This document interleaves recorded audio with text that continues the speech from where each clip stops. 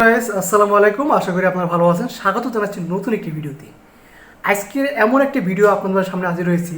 আমি যেটা বলতে চাই, এই ভিডিওটা একদম স্পেশাল। আপনাদের মনে অনেক প্রশ্ন থাকে, বাংলা ফিল্ম এবং বাংলাদেশের সিনেমায় কেন এত ঝাপসা, এবং একই ফিল্ম বাংলাদেশে, একই ফিল্ম ভারতে। আমরা যেটা দেখবো, একই ফিল্ম ভারতে এবং বাংলাদেশে এখানে কেন হচ্ছে বাংলাদেশের ফিল্ম ঝাপসা, এবং ভারতের কিছু ফিল্ম আছে যেটা হচ্ছে একদম ক্লিনার। সেই বিষয়ে জানার চেষ্টা করবো এই ভিডিওতে। আপনাদের নিয়ে প্রশ্ন নিয়ে আজকের এই ভিডিওটা আমি হাজির হয়েছি, এবং আপনাদের মাঝে এই ভিডিওটা আমি শেয়ার করব। এবং এই ভিডিওটা দেখলে আপনারা বুঝতে পারবেন কেন বাংলাদেশের ফিল্ম ঝাপসা এবং কেন ইন্ডিয়ার ফিল্ম এত ক্লিয়ার। একই সিনেমা একই সব কিছু ক্যাটাগরি, একই নায়ক একই নায়িকা, কেন এরকম হচ্ছে বাংলাদেশের ফিল্মের সাথে, এবং জানবো নানান বিষয়, নানান কিছু তথ্য। আপনি যদি আমার চ্যানেল নতুন হয়ে থাকেন, অবশ্যই আমার চ্যানেলটি সাবস্ক্রাইব করতে বলবেন না। চলুন তাহলে শুরু করা যাক আজকের এই ভিডিওটি। আসসালামু আলাইকুম সবাইকে।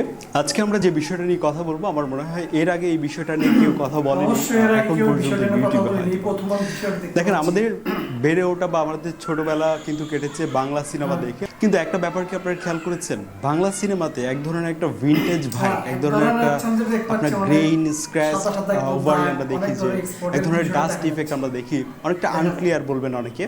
তো এটা আসলে কেন? এবং অনেকে কিন্তু এটা ভেবে আছেন যে আমাদের দেশের ফিল্মগুলো তখন যে ক্যামেরা শ্যুট করা হতো, সেই ক্যামেরাগুলো হয়তো এতটা উন্নত মানের ছিল না। এরকম আরও কিছু প্রশ্ন আপনার সামনে চলে আসবে যখন আপনি দেখছেন যে একই সিনেমা মান্নার, যেটা বাংলাদেশে আপনার অনুপমে আপনারা দেখতে পাচ্ছেন এই অবস্থা, এবং এসকে মুভিজ ইন্ডিয়ার কলকাতার, সেখানে আমরা দেখতে পাচ্ছি একদম ক্রিস্টাল ক্লিয়ার। এটা আসলে তার মানে বোঝা যাচ্ছে যে একই ক্যামেরা দিয়ে শ্যুট করা হয়েছে। তো এই ব্যাপারগুলোই আজকে আমরা জানানোর চেষ্টা করবো, আমাদের দেশের সিনেমাগুলো এত আনক্লিয়ার কেন। দেখেন, 2012 সাল পর্যন্ত কিন্তু আমাদের দেশে যে সিনেমাগুলো শ্যুট করা হতো সেগুলো ফিল্ম ক্যামেরা ব্যবহার করে, মানে 2012 সাল পর্যন্ত অ্যানালগ ফিল্ম ছিল, এরপর ডিজিটাল এসেছে। তো তখন যেটা হতো কি, আপনার ফিল্ম ক্যামেরাতে রিল লোড করে হচ্ছে ক্যামেরা দিয়ে, সেই সময়কার ক্যামেরা দিয়ে ভিডিও শ্যুট করা হতো। তো তখন সেই রিলগুলোকে হচ্ছে আপনার টেলিসিন মেশিনের মাধ্যমে, খুব নিম্নমানের টেলিসিন মেশিনের মাধ্যমে আপনার সেটাকে ভিডিও ফাইলে কনভার্ট করে কম্পিউটারে নিয়ে এডিট করা হতো, এবং কোন সফটওয়্যারগুলো দিয়ে এডিট করা হতো তখন সিনেমা, সেগুলো নিয়ে আমরা পরে একটা ভিডিও দিব। তো এডিট করার পর সেটা হচ্ছে যখন সিনেমা হলে ডিস্ট্রিবিউট করতো, সেই সিনেমা হলগুলোর জন্য প্রত্যেকটা সিনেমা হলের জন্য 2টা করে রিল তৈরি করতো, রিল ক্যান যেটাকে। তো এগুলো হচ্ছে সিনেমা হলগুলোতে দিয়ে দেওয়ার পর যেটা হতো যে ওরা প্রথমত তাদের প্রথম টার্গেট বিজনেস ছিল সিনেমা হলগুলোতে চলবে, এরপর তারা অন্যান্য বিজনেসগুলো করবে। তো সিনেমা হলকে টার্গেট করেই তারা মূলত ফিল্ম তৈরি করতো। তখন তো এত সব অনলাইন প্ল্যাটফর্ম ছিল না। তো একটা সিনেমা হলে যখন একটা সিনেমা 1 মাস 2 মাস 3 মাস চলতো, তো সিনেমা হলে এই রিলগুলো দেখা যেত আপনার 2 মাস 3 মাস চলতো বা আরও বেশি সময় চলতো। চলার পরে যখন সিনেমা হলে চলা শেষ, এরপর ওই স্ক্র্যাচওয়ালা রিলগুলো তারা নিয়ে হচ্ছে আপনার ক্যাসেটের মাধ্যমে হচ্ছে সারা দেশে ছড়িয়ে দেওয়া হতো। ওই সময় যে কোম্পানিগুলো এই কাজগুলো করতো, মানে ওই সময়কার ক্যাসেট কোম্পানিগুলো যারা ছিল আর কি, তো তারাও কিন্তু খুব নিম্নমানের টেলিসিন মেশিনের মাধ্যমে সেই ফিল্মকে ডিজিটালে কনভার্ট করতো, মানে 35 ফিল্মকে ডিজিটাল কনভার্ট করতো, যার জন্য আমরা ওই অরিজিনাল প্রিন্টের মতো আউটপুটটা দেখতে পেতাম না। এবং ওই প্রিন্টটাই কিন্তু এখন আপনারা দেখছেন ইউটিউবে বা আমাদের সকল সোশ্যাল মিডিয়াগুলোতে, আপনারা বাংলা ফিল্ম যেখানেই দেখেন। এখন কথা হচ্ছে, বাংলাদেশে এই উন্নত মানের টেলিসিন মেশিন কেন ছিল না বা কেন ব্যবহার করেনি যারা ফিল্ম প্রডিউস করতো তখনকার সময়, যেখানে আমরা কলকাতার এসকে মুভিজ দেখছি খুবই ক্রিস্টাল ক্লিয়ার মুভি রিলিজ করছে, তারা খুব উন্নত মানের টেলিসিন মেশিন ব্যবহার করেছে। বাংলাদেশে এই উন্নত মানের টেলিসিন মেশিন ব্যবহার করতে প্রত্যেকটা সিনেমার জন্য খরচ করতে হতো 50 থেকে 70 হাজার টাকার মতো, যেটা তখনকার প্রডিউসার যারা ছিল তারা এটা করতে চায়নি। তারা শুধুমাত্র সিনেমা হল পর্যন্তই মানে সীমাবদ্ধ ছিল। এখান থেকে তাদের সিনেমার যে ইনভেস্টমেন্ট সেটা তুলে নিয়ে আসতো, এবং এখান থেকে প্রফিটও করতো হিউজ পরিমাণ। তো এর বাইরের মার্কেটিংটাকে এতটা গুরুত্ব দেয়নি তারা, এবং তারা তাদের মুভিটাকে নিয়ে যে ভবিষ্যতে ভালো একটা বিজনেস করতে পারবে, সেটা ইউটিউবে, এমনকি আপনার অ্যামাজন প্রাইমে পর্যন্ত সেল করতে পারতো যদি সেটার অরিজিনাল প্রিন্ট থাকতো। এখন অবশ্য ফিল্ম আর্কাইভে কিন্তু প্রত্যেকটা ফিল্মের রিল কিন্তু সংরক্ষিত আছে, মানে অ্যানালগ ফিল্ম, সেগুলো কিন্তু চাইলে এখন ডিজিটালাইজ করতে পারে, যেহেতু এখন এআই যুগ চলে আসছে, এখন নতুন নতুন টেকনোলজি আসছে, এখনও সময় আছে, হয়তো বা তারা করতেও পারে। তুমি ঠেলা গাড়ি চালাবে না, আজ থেকে আমি ঠেলা গাড়ি চালাবো। তো একটা সময় কিন্তু বাংলাদেশ সরকার কিন্তু এফডিসিতে উন্নত মানের টেলিসিন মেশিন এনেছিল, যেটা টেলিভিশনে প্রচার করার জন্য সিনেমাগুলো, তো ওই উন্নত মানের টেলিভিশন মেশিনগুলো তারা ইউজ করেনি। একটা সময় দেখা গেছে 70,000 টাকা থেকে আমি শুনেছি 30,000 টাকা পর্যন্ত খরচ হতো, তবুও তারা এই খরচটুকু করতে চায়নি।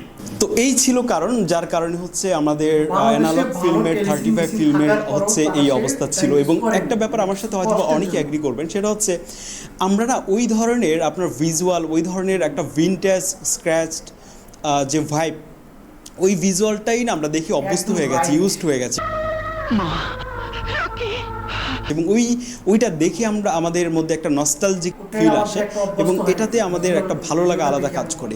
এবং আরেকটা ব্যাপার জানিয়ে দিই, যখন দেখছি যে দর্শকদের কোনো একটা কমপ্লেইন নেই এখানে, দর্শকরা এটাকে অ্যাকসেপ্ট করছে, তখন তারা আসলে এটাকে ইনহ্যান্স করা বা এটাতে 4K 8Kতে আপনার টেলিভিশন মেশিনের মাধ্যমে ডিজিটালাইজ করা, তারা তখন ওই ব্যাপারটাকে আসলে এতটা অবজারভেশনে নেয়।